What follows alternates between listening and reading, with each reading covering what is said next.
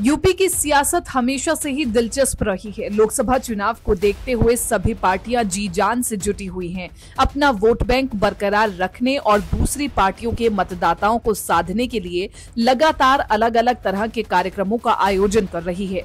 पार्टियों का सबसे ज्यादा फोकस दलित वोट बैंक पर दिखने लगा है। 2024 के लिए सभी पार्टियां अपनी अपनी रणनीति के साथ चुनावी मैदान में उतरने के लिए तैयार है। यूपी में एक तरफ सत्ताधारी पार्टी बीजेपी हर वर्ग में अपनी पकड़ मजबूत करना चाहती है, तो वहीं इंडिया गठबंधन और बीएसपी भी पीछे नहीं है। उत्तर प्रदेश में अन्य वोट बैंक से ज्यादा दलित वोटों पर मायावती की पकड़ सबसे मजबूत है और बीजेपी, सपा और कांग्रेस समेत सभी पार्टियां अब इसी वोट बैंक को साधने में जुटी हुई हैं। एक समय था जब यूपी के दलित वोट बैंक के सहारे मायावती मुख्यमंत्री की कुर्सी तक पहुंची थी और ये माना जाने लगा कि दलितों के वोट पर अब सिर्फ और सिर्फ बसपा का अधिकार है। लेकिन 2012 के बाद बसपा का ग्राफ गिरता चला गया। वहीं 2022 के चुनाव में उसने सबसे निराशाजनक प्रदर्शन किया और इस वोट बैंक में सेंधमारी हुई। बसपा का वोट बैंक खिसक कर यूपी में 13% के करीब पहुंच चुका है।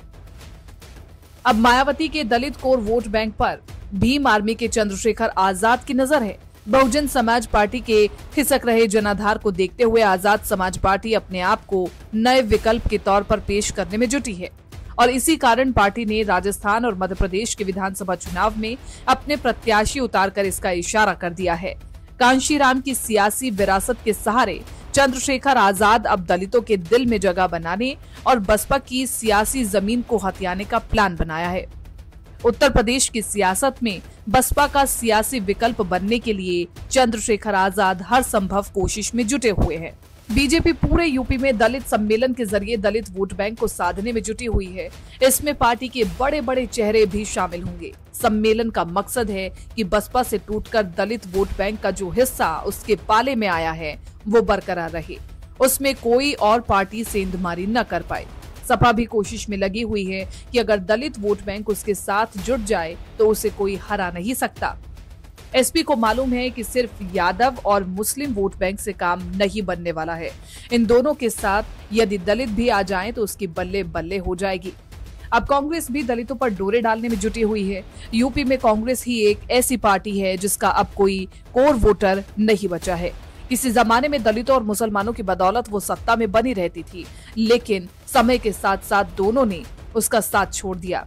अब कांग्रेस की कोशिश ये है कि जो वोटर सभी पार्टियों से खफा चल रहे हैं उन्हें अपने पाले में किया जाए। यूपी के चुनावों में दलितों का रोल सबसे अहम है, क्योंकि साल 2011 की जनगणना के मुताबिक यूपी में 20% दलित रहते हैं। वोटर्स का ये बहुत बड़ा सेगमेंट है। इस वोट बैंक की बदौलत ही कांग्रेस को सत्ता मिली। फिर जब दलित उससे अलग हुए तो मायावती ने 4 बार इन्हीं के सहारे यूपी में सरकार बनाई। समय के साथ दूसरी पार्टियों ने भी अपना स्टैंड बदला और अपने परंपरागत वोट बैंक के साथ दलितों को साधने की शुरुआत की। अब इस वोट बैंक में सेंध भी लगी है। इसी उम्मीद में फिर से सभी पार्टियां वोट बैंक, दलित वोट बैंक को अपने पाले में करने के लिए पुरजोर कोशिश कर रही है। अब बसपा के सामने सबसे बड़ी चुनौती ये है कि वो अपने वोट बैंक को सहेजे रखे। इसके साथ ही जिस वोट बैंक ने उसका साथ छोड़ दिया है वो फिर से घर वापसी कर ले। मायावती को मिल रही लगातार हार के बावजूद जाटव वोट बैंक उसके पाले में बना हुआ है। उससे अलग होने वाला हिस्सा गैर जाटवों का है। मायावती को उसे सहेजना है।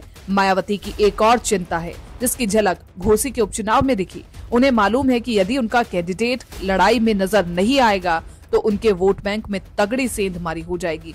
घोसी में यही तो हुआ। अब देखना होगा। दलित समुदाय के 22% वोट बैंक जिसको साधने की कवायद तमाम पार्टियां कर रही हैं। बीजेपी, सपा, आरएलडी, कांग्रेस और चंद्रशेखर आजाद तक दलित समुदाय का दिल जीतने की कोशिश में जुटे हैं। ऐसे में देखना है कि 2024 के चुनावी रण में दलित समुदाय किसे सत्ता की कुर्सी तक पहुंचाएगी।